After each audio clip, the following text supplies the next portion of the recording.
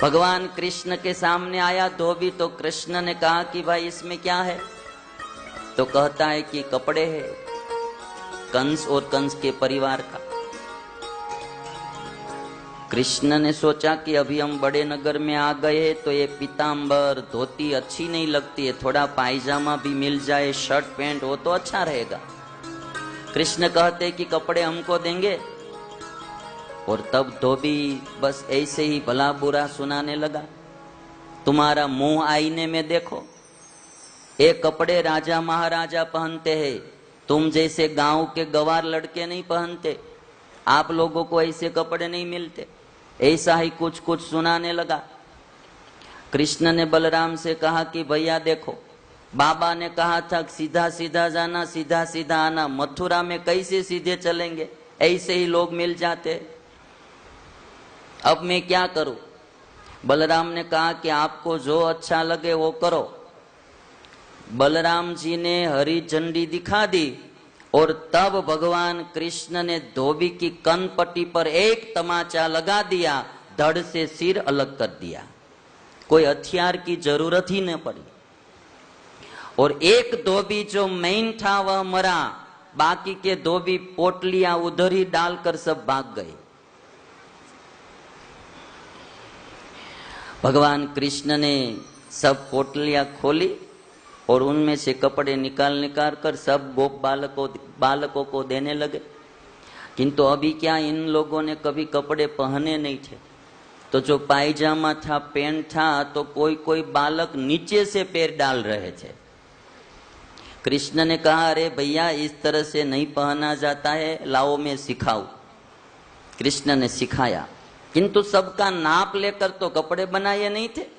किसी को लंबा होता था, किसी को छोटा होता था। तो नजदीक में ही एक दर्जी की दुकान थी, तो कृष्ण ने कहा चलो हम वहां जाए और नाप के करवा ले। तो जैसे ही भगवान कृष्ण और सब बच्चे वहां गए, दर्जी तो स्वागत करने लगा, आइए आइए, पधारिए पधारिए, क्योंकि दर्जी ने देखा था धोबी को मारते हुए, दर्जी ने देख लिया था। कुछ कहना ही नहीं पड़ा, और कृष्ण से कहते बोलिए क्या मैं सेवा करूं? कृष्ण कहते अभी हमारे सबके कपड़े नाप के कर दीजिए, आप थोड़ा कुछ लंबा छोटा हो रहा है, अच्छी तरह कर देता हूं कर देता हूं। सब कुछ कर दिया ठीक ठाक। कृष्ण कहते कितना पैसा देने का होगा? दर्शी कहते कुछ नहीं, बस आप यहां से जाइए, बस इतना ही, पैसे की जरूरत नहीं है। मारा धोबी को, और पाठ सीख लिया इधर दर्जी ने। तो बस कहते कि आप जाइए, कुछ चाहिए नहीं। भगवान ने आशीर्वाद दिया कि जाओ तुम्हारा कल्याण हो।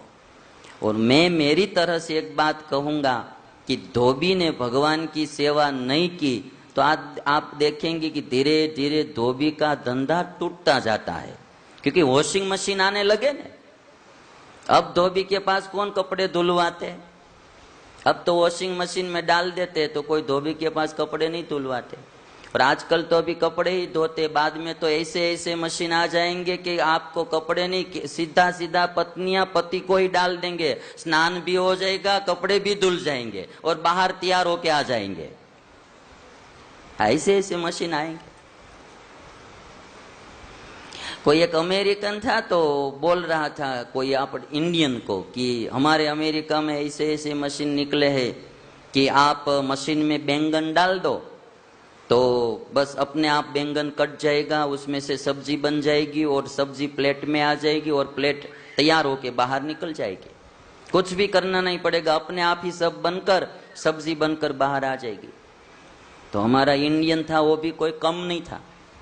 तो उसने कहा कि आपके अमेरिका में ऐसे ही मशीन आया है, हमारे इंडिया में तो ऐसे मशीन है कि उस मशीन को खेत में ले जाओ, जहां बैंगन के छोड़ है वहां ले जाओ बैंगन के पौधे, उधर मशीन को रख दो, मशीन अपने आप बैंगन को तोड़ लेंगे, काट लेंगे, सब्जी बन जाएगी, प्लेट बनकर तैयार बाहर आ जाएगी। खाना है तो खा लो सब्जी, नहीं खाना है तो वापस ऐसे ही ढकेल दो, फिर वो सब्जी में से बैंगन बन जाएगा, बैंगन बनकर फिर पौधे से लग जाएगा।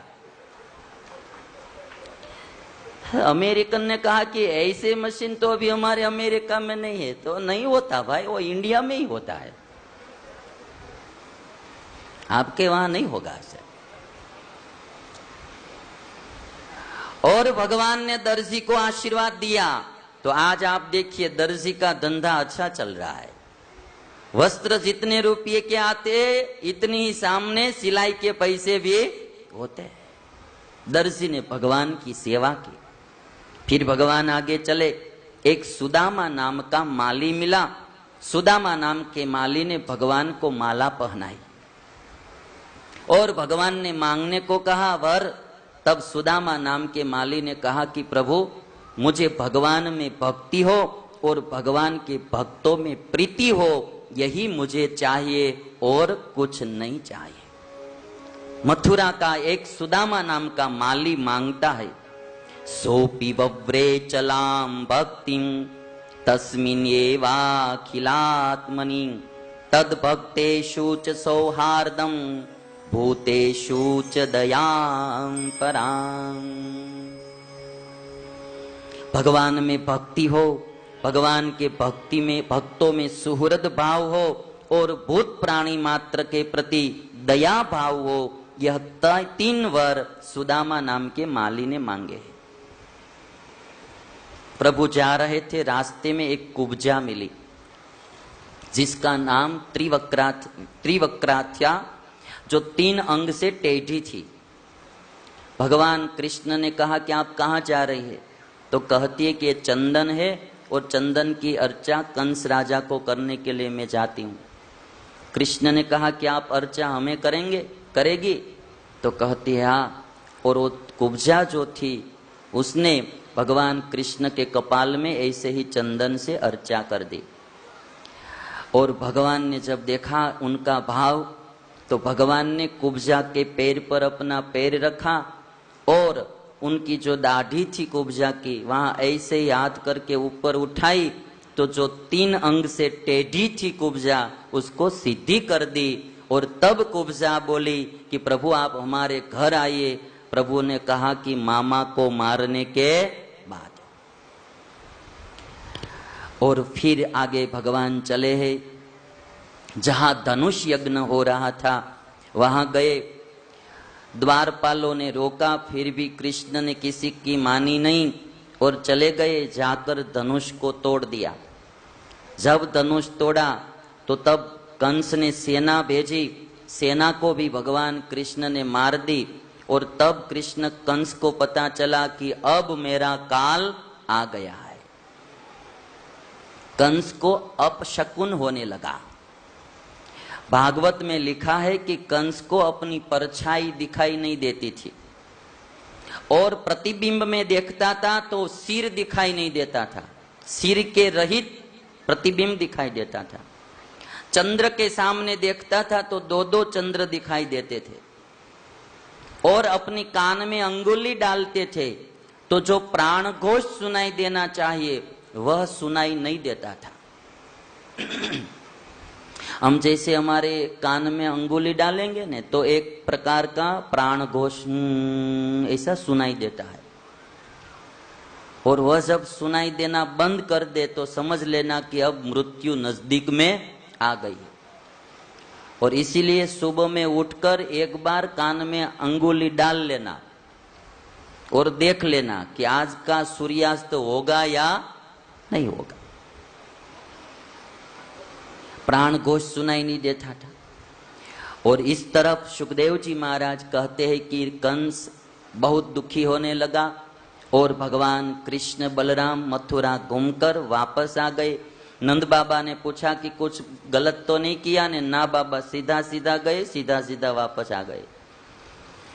दूसरे दिन कंस ने भांजे को मारने का षड्यंत्र रच लिया था। और जब दूसरे दिन कृष्ण और बलराम को बुलाया गया, कुवलिया पीड़ हाथी से मरवाने के लिए प्रयत्न किया।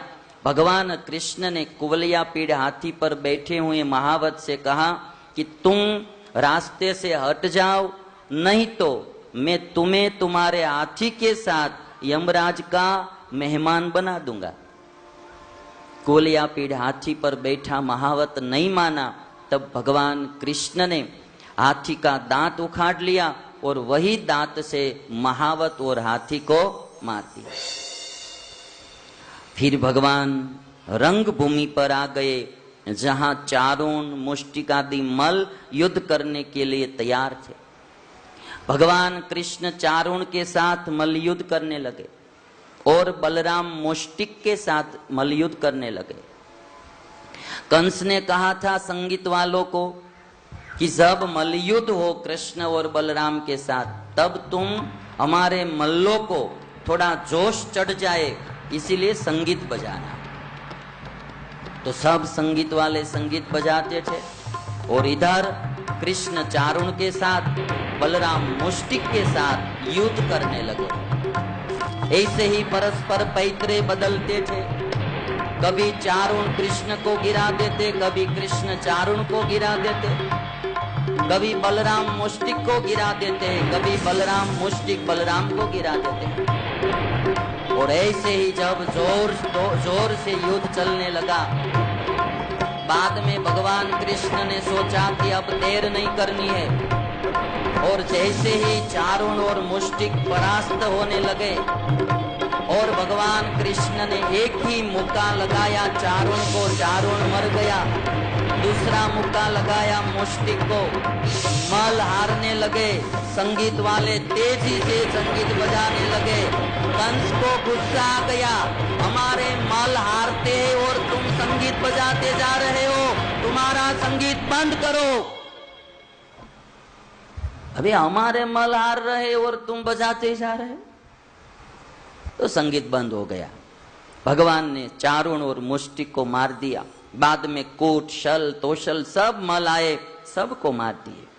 और बाद में भगवान कृष्ण कूद कर जहां राजा कंस सिंहासन पर बैठा था वहां पहुंच गए और मामा की गर्दन पकड़कर ऐसे ही रंगभूमि पर पटक दिए। और भगवान कृष्ण ने ऊपर से ही कूद लगाई और सीधे मामा पर आए।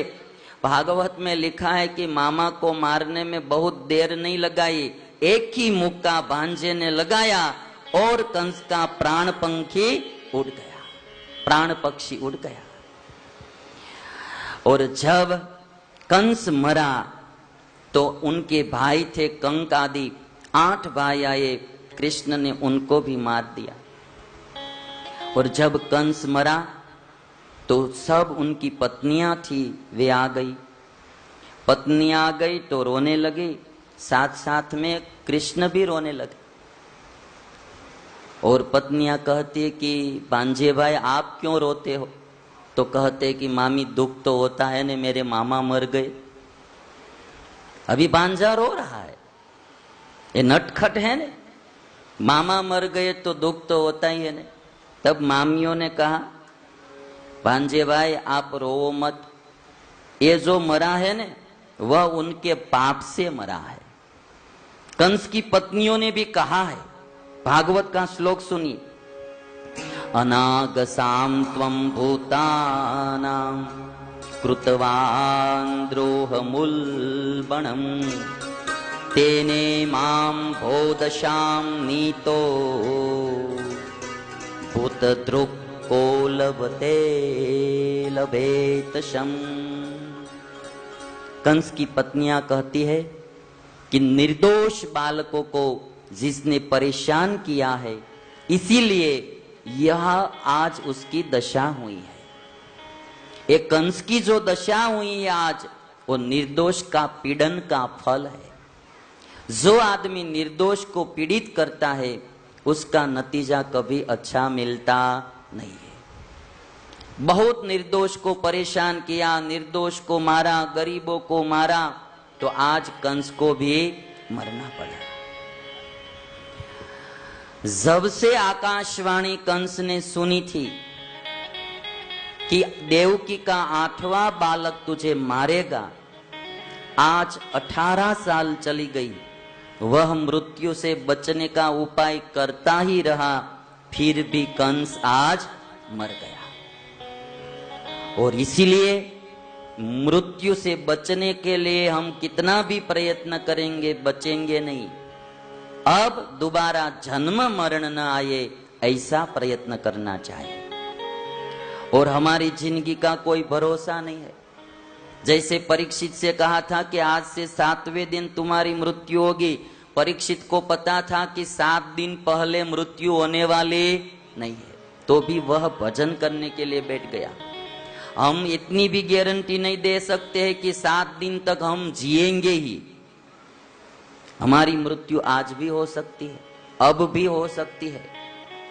और इसीलिए जिंदगी का कोई भरोसा नहीं होता है कब क्या हो जाए। जब कुछ अच्छा है, जब तक अच्छा है तब तक ईश्वर की आराधना कर लेनी चाहिए, भगवान का भजन कर लेना चाहिए। हमारे कोई कवि ने लिखा है कि जिंदगी का कोई भरोसा नहीं है, क्या कल क्या हो जाए कोई भरोसा नहीं है। क्या भरोसा है इस जिंदगी का, क्या भरोसा है इस जिंदगी का, क्या भरोसा है इस जिंदगी का, क्या भरोसा है इस जिंदगी का। साथ देती नहीं ये किसी का, क्या भरोसा है इस जिंदगी का, क्या भरोसा है इस जिंदगी का, क्या भरोसा है इस जिंदगी का, क्या भरोसा है इस जिंदगी का। सांस रुक जाएगी चलते चलते, सांस रुक जाएगी चलते चलते, सांस रुक जाएगी चलते चलते, सांस रुक जाएगी चलते चलते, क्षमा बुझ जाएगी चलते चलते, क्षमा बुझ जाएगी जलते जलते, दम निकल जाएगा, दम निकल जाएगा रोशनी का, क्या भरोसा है इस जिंदगी का, क्या भरोसा है इस जिंदगी का, क्या भरोसा है इस जिंदगी का।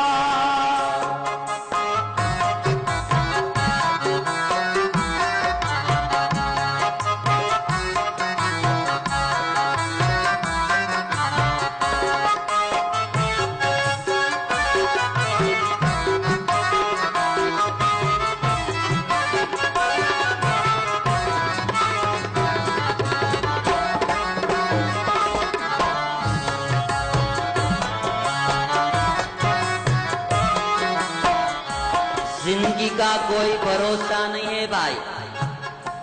कल का दिन हमारे लिए हो या न हो हम कुछ कह नहीं सकते हैं। और इसीलिए आज का दिन हमारे हाथ में है, आज की पल हमारे हाथ में है। हो सके उतना भजन कर लो, हो सके उतना दान पुण्य कर लो, हो सके उतना दूसरे को खुशी कर लो, सुखी कर लो। कल क्या हो किसको पता। जिंदगी एक दिन पूरी तो होने ही वाली है और जिंदगी में दूसरा कुछ है नहीं। बस जीना आ जाए तो सुख ही सुख है और जीना ना आए तो दुख ही दुख है। और इसीलिए अच्छा काम करके चले जाएंगे, हम चले जाएंगे, लेकिन दुनिया याद करती रहेगी। एक बात पक्की है कि आज महात्मा गांधी चले गए, 50-60 साल हो गई, किंतु आज भी दुनिया गांधी को याद करती है।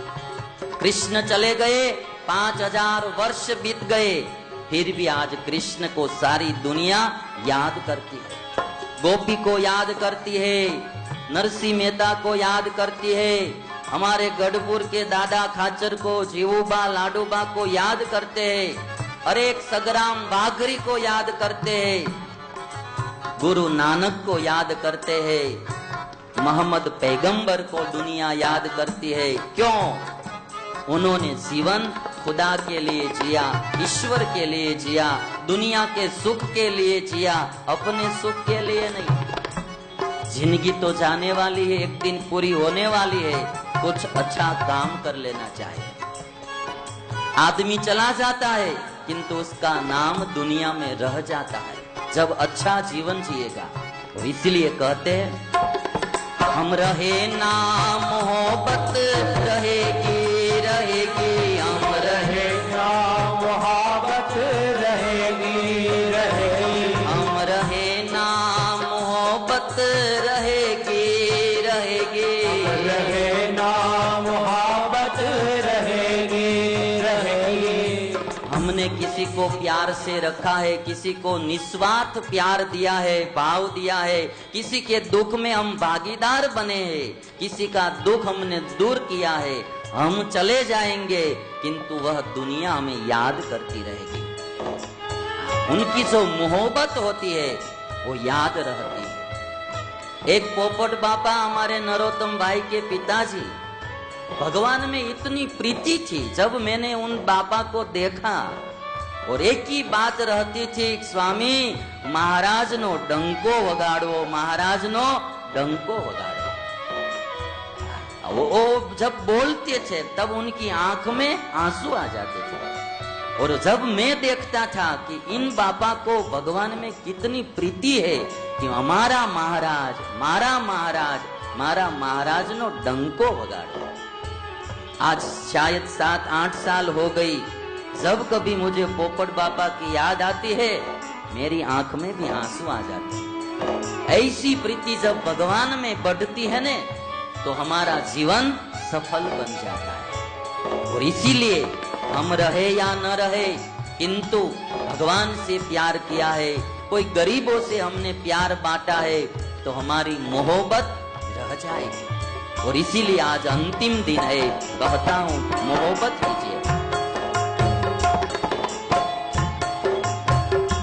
हम रहे ना मोहब्बत रहेगी रहेगी, हम रहे ना मोहब्बत रहेगी रहेगी, दास्तां अपनी दुनिया कहेगी कहेगी, दास्तां अपनी दुनिया कहेगी कहेगी, दास्तां अपनी दुनिया कहेगी कहेगी, दास्तां अपनी दुनिया कहेगी कहेगी।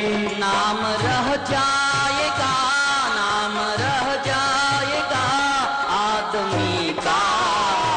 क्या भरोसा है इस जिंदगी का, क्या भरोसा है इस जिंदगी का, क्या भरोसा है इस जिंदगी का। और कवि कहते हैं दुनिया एक हकीकत है पुरानी पुरानी, चल के रुकना है उसकी रवानी रवानी, फर्ज पूरा करो बंदगी का। ये सारी दुनिया चल रही है, एक दिन कहीं न कहीं सब रुकते जाएंगे। जब रुक जाएंगे हमारे पांव उससे पहले जो हमारा फर्ज है वह पूरा करो।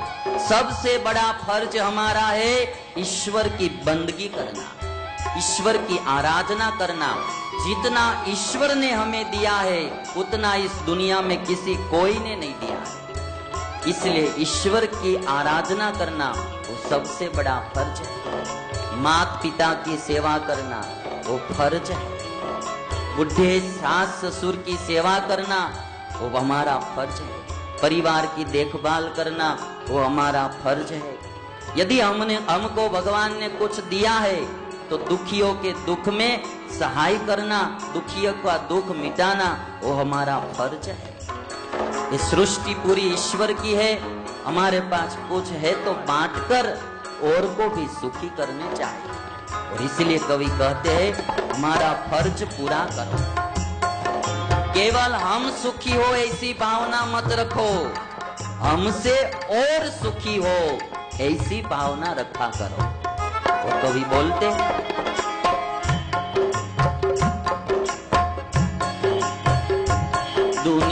एक हकीकत है पुरानी पुरानी दुनिया है।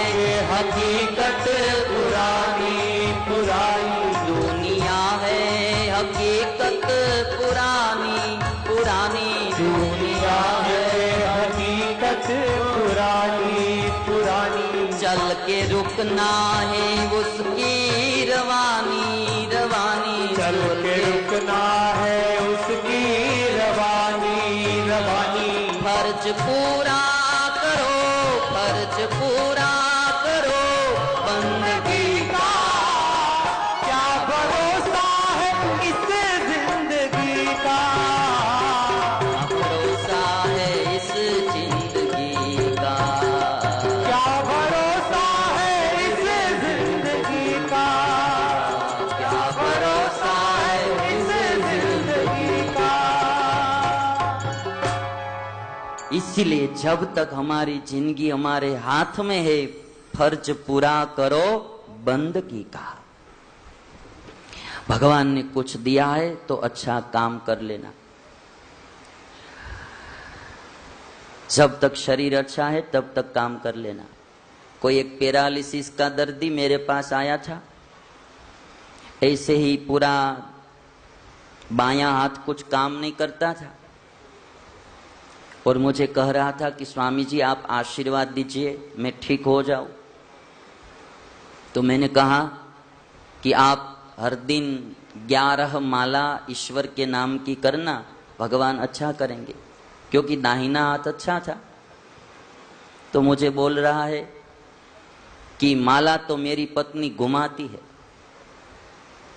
तो मैंने कहा कि आपकी पत्नी तो माला करती होगी किंतु आप भी 11 करो, आपके दर्द मिटाने के लिए 11 माला करो। तो कहते कि मेरी पत्नी जो 11 माला करती है ना वो मेरे लिए ही करती है। मैंने कहा वो करती है, वो आप भी 11 करो। तो कहता है ठीक है मैं उससे बोल दूंगा, वो आज से 22 करेगी। अब इसको आशीर्वाद भी कैसे देंगे हम, जिसको एक हाथ अब अभी काम नहीं कर रहा है, दूसरा अच्छा है, अब माला करने का कहते तो भगवान की बंदगी करनी ही नहीं है, तो भगवान की कृपा भी कैसे होगी। फर्ज पूरा करो बंदगी का। कोई कोई बच्चे ऐसे भी है, पुत्र माता पिता की जब तक जिंदे होते हैं माता पिता तब तक सेवा नहीं करते हैं।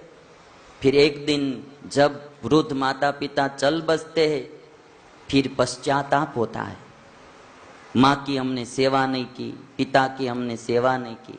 अब रोने से क्या होगा, जब चिड़िया चुग गई खेत, अब रोने से क्या होगा। जब तक जिंदे है माता पिता तब तक उनकी सेवा करना वो हरेक पुत्र की फर्ज है। और आज देखो भगवान कृष्ण जैसे ही मामा को मारकर मुक्त हुए तुरंत ही भगवान कृष्ण दौड़कर जेल में गए, जहां देवकी और वसुदेव जी कारागृह में कैद थे। हमारे काक कवि ने लिखा है, दौड़ीने મળ્યો છે વાલો દુખિયારી માને અને દૂધડા છૂટ્યા જોને થાને રે કેદ ખાને राजा कंस ने। कृष्ण दौड़ कर गया और अपनी मां देवकी के चरण में प्रणाम किया है, वसुदेव के चरण में बंधन किया। पगड़ा पिताना धोया आंसुडानी धारे। आज कृष्ण की आंख में से आंसुओं की धारा बह रही है, अपने माता पिता के पैर पखारने लगे। पगड़ा पिताना धोया आंसुडानी धारे, माफी रे मागी छे कुंवर काने, कैद खाने राजा कंस ने। और कृष्ण माफी मांग रहा है, क्षमा मांग रहा है कि हे माता पिता मैंने आपकी सेवा नहीं की, मुझसे आपकी सेवा नहीं हो सकी और मेरे कारण आप लोगों को कैद में रहना पड़ा, जेल में रहना पड़ा, मुझे माफ करना। कभी नहीं रोने वाला कृष्ण भी मां के प्यार में, पिता के प्यार में रोता है। और इसीलिए हमारी संस्कृति बोलती है मातृदेवो भव पितृ देवो भव।